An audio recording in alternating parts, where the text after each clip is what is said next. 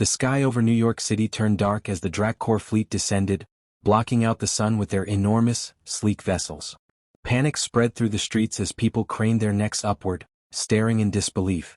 The alien ships hovered silently, casting long shadows over the city's skyline. For a moment the world stood still, an eerie calm gripping the heart of humanity. The Drak'Kor, a technologically advanced species from a distant star system, had chosen Earth as their next conquest. To them, humans were just another primitive species, barely worth their attention. With their superior weapons and ships, they saw this invasion as a quick, easy way to claim the planet's resources. Their leaders, cold and calculating, had prepared for minimal resistance. They'd crushed countless civilizations before. Why should Earth be any different? From the command ship, Commander Vrex surveyed Earth's largest cities through a holomap display. His reptilian eyes narrowed in contempt. Primitive creatures, he muttered, tapping his long clawed fingers on the console. This should be quick. His fleet had already positioned itself across the globe, with ships hovering over key targets. He dispatched the order. The invasion begins now. Without warning, the ships unleashed their first strike. Blinding beams of plasma rained down from the sky, leveling military bases, communication centers, and key infrastructure. Explosions rippled through cities, as the Drak'Kor's superior technology cut through human defenses like a knife through butter. In an instant, the world's most advanced militaries were crippled, and chaos gripped the planet. Captain Sarah Jensen had watched the destruction unfold from the safety of an underground command center in Washington, D.C. She had known something was coming. There had been whispers in military intelligence of unidentified objects in space, but no one had expected an invasion of this magnitude. In mere hours, Earth's defenses had crumbled. Jensen wasn't one to back down. "Get me a line to all remaining units," she barked at her communications officer. "We need to coordinate a counterattack. They may have better tech, but we're not out of this fight yet." She pulled up a map of the city, marking areas where the aliens had hit hardest. Her mind raced with possibilities. If they were going to survive, they had to think outside the box. While Jensen prepared her forces, the world was experiencing its first taste of human resistance. Across the globe, civilians, police, and remnants of the military began to fight back in any way they could. The Drak'Kor, expecting humanity to cower in fear, were shocked to encounter pockets of resistance. What should have been an easy conquest quickly became something far messier.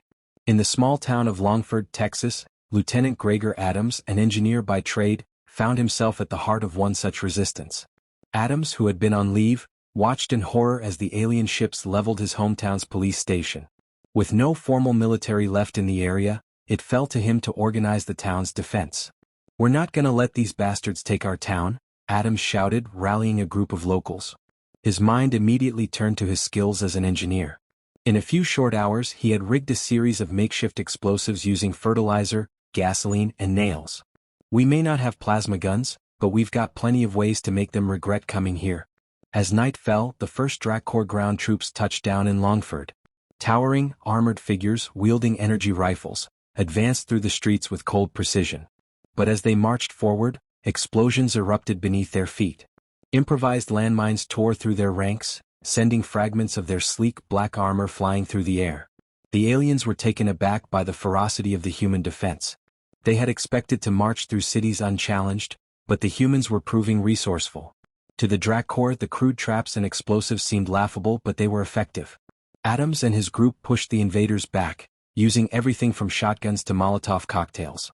Meanwhile, in the concrete jungle of New York City, Sergeant Malik Hernandez led a band of resistance fighters through the shattered remains of the city. They had no military-grade weapons, just what they could scavenge from hardware stores and abandoned cars. But Hernandez knew the city like the back of his hand. The urban environment was their greatest weapon.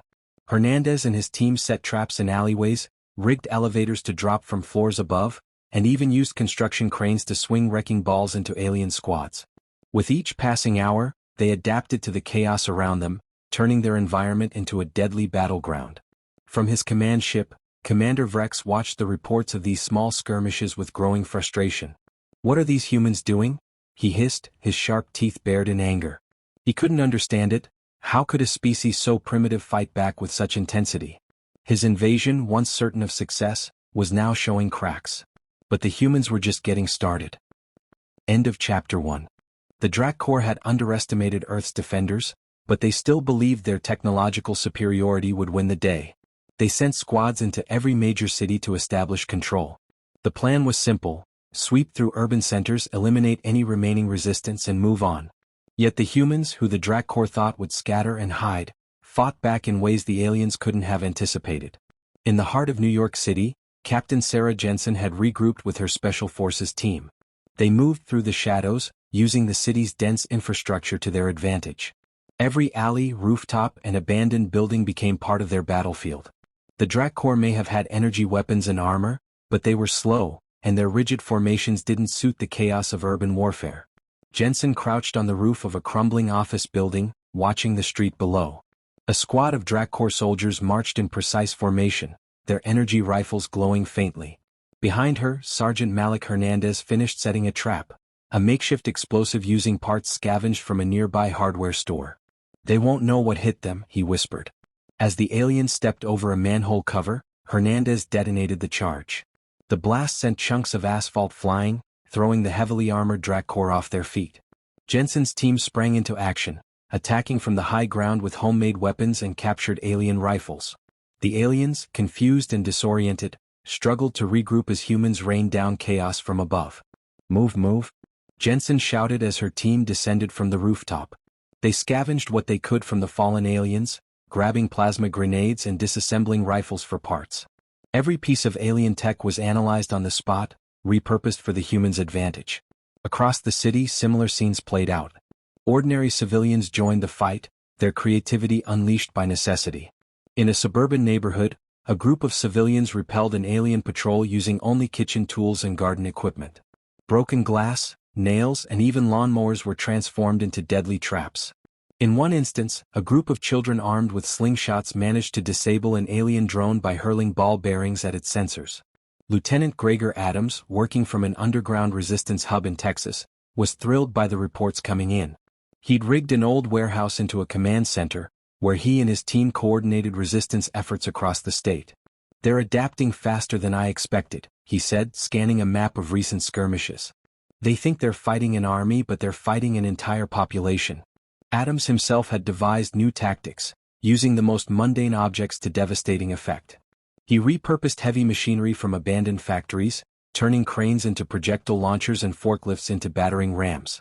In one notable encounter, a group of mechanics modified a bulldozer to withstand alien fire, using it to smash through a Drak'Kor stronghold. The Drak'Kor commanders were beginning to take notice. Reports from their ground troops painted a picture of a chaotic, unpredictable enemy. "These humans are dangerous," one commander admitted during a briefing. "They are turning their cities, their homes, into death traps." Commander Vrex listened to the reports in silence, his frustration mounting. "How can a species with such primitive technology do this?" he growled. His officers had no answers. Every assumption they had about humanity was proving wrong. As the battle for Earth raged on, the Drak'Kor began to understand that they weren't facing a simple species of prey. They were facing a force that could turn anything into a weapon. The Drak'Kor invasion had not gone as planned. What was supposed to be a swift subjugation of a primitive species had turned into a nightmare. Alien patrols were vanishing, their once dominant presence fading from Earth's cities as human resistance surged. What baffled the Drak'Kor commanders wasn't just the resilience of the humans but their sheer creativity in making anything a weapon. In an abandoned factory district outside of Chicago, Lieutenant Gregor Adams watched through binoculars as a Drak'Kor patrol moved cautiously down an empty street. He and his team had turned the area into a deadly maze, rigging the landscape with improvised traps. Old machinery, pipes, and broken glass were now instruments of war. "They're learning," Adams muttered. "They're getting jumpy." The Drak'Kor soldiers moved with hesitation, scanning every corner as if the very walls might attack them. And in a way they would. Adams had wired the factory piping to explode with pressure, a crude but effective bomb. As the patrol entered the trap zone, he gave the signal. A deafening blast ripped through the street, throwing metal shards in all directions. Alien armor cracked under the force, and those still standing were ambushed by Adams' team with nothing but scavenged weapons and stolen Drak'Kor rifles. Even as Adams' group melted back into the shadows, reports of similar attacks were flooding the Drak'Kor command network. Soldiers were encountering resistance in ways they had never trained for. Humans were using old vehicles as battering rams, spraying the streets with aerosol flames, and turning every scrap of metal into a deadly projectile. In the forests of Pennsylvania, Sergeant Malik Hernandez led a guerrilla strike team against an elite Drak'Kor unit. Hidden among the trees, they'd laid a series of simple yet brutal traps, falling logs, swinging spiked boards, even pits lined with sharpened sticks. Hernandez watched as the aliens marched deeper into the forest, unaware of the traps waiting for them. When the first soldier tripped a wire, a massive tree branch swung down, slamming into the alien with bone-crushing force. Chaos erupted. The Drak'Kor fired wildly into the trees, but the humans were already gone, striking from different angles. One by one, the Drak'Kor were picked off, not by lasers or sophisticated weaponry, but by the landscape itself, manipulated by human ingenuity. Meanwhile, inside the command ship, Commander Vrex was seething. "How are they defeating us?" he demanded, pacing before his officers.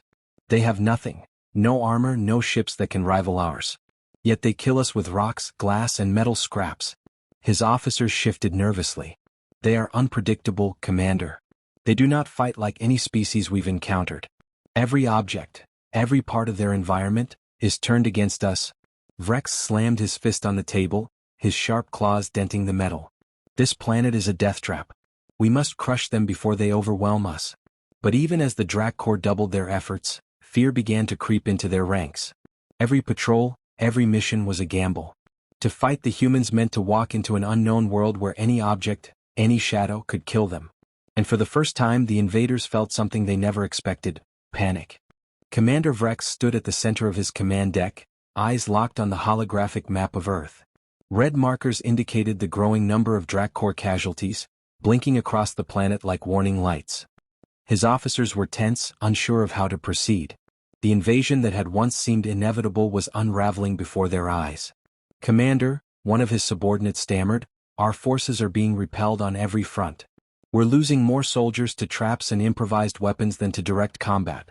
The humans, they fight in ways we cannot predict." Vrex clenched his jaw, eyes narrowing. The human resistance had become more than just a nuisance. It was a full-blown crisis. He could hardly believe it. Humans, with their primitive technology, had turned every aspect of their environment into a weapon. Every patrol sent into urban centers or rural areas was met with ambushes, traps, and guerrilla tactics that shattered the Drak'Kor's rigid combat protocols. On the ground, Captain Sarah Jensen and her resistance team had pushed the aliens to their breaking point. Her latest mission, an assault on a key Drak'Kor outpost outside Washington, D.C., had been a complete success. Using nothing but scrap metal, pipes, and homemade explosives, Jensen's forces had overrun the outpost, causing chaos among the alien ranks. "They're cracking," she said, crouched beside Lieutenant Gregor Adams in the wreckage of the outpost. The smell of smoke and melted metal filled the air. "They're not built for this kind of war." Adams nodded, his face smeared with soot. "They thought they'd crush us, but they've never faced an enemy like us. They expected us to fight on their terms, but we made the rules. Every piece of junk, every alleyway, every scrap of debris, it's all a weapon now." Jensen stood, looking out over the horizon where the distant shape of the alien ships loomed in the sky. "They're scared. We've made them fear us." And they had. Reports were filtering through the alien command network of soldiers refusing to leave their ships, terrified of the humans' unconventional warfare. The Drak'Kor, once an unstoppable force, were now plagued with paranoia, every shadow and object a potential threat. It was no longer just a battle of weapons, it was psychological warfare, and humanity had the upper hand. Back aboard the command ship, Vrex stared at the reports with disbelief. His once proud forces were crumbling under the weight of their own fear. His soldiers, bred for war and conquest, were being defeated by a species that used broken glass, kitchen knives, and even household chemicals as weapons. The planet was more dangerous than any they had ever encountered. "We have no choice," Vrex finally admitted, his voice low and bitter. "Order the retreat." The command rippled through the Drak'Kor fleet and across Earth, the skies filled with the rumbling of retreating ships. The alien vessels ascended into the atmosphere, their dark silhouettes disappearing into space, leaving behind a planet they had gravely underestimated. On the ground, humanity watched in triumph. Captain Jensen, Adams, and Hernandez stood among their battered, victorious forces, watching as the invaders fled. "We did it," Hernandez said with a grin, his exhaustion replaced by a surge of pride. Jensen smiled grimly. "They won't be back. Not after this." As the last of the ships vanished, Earth stood resilient, a testament to human ingenuity, resourcefulness, and an indomitable spirit that had turned the invaders' worst nightmare into reality.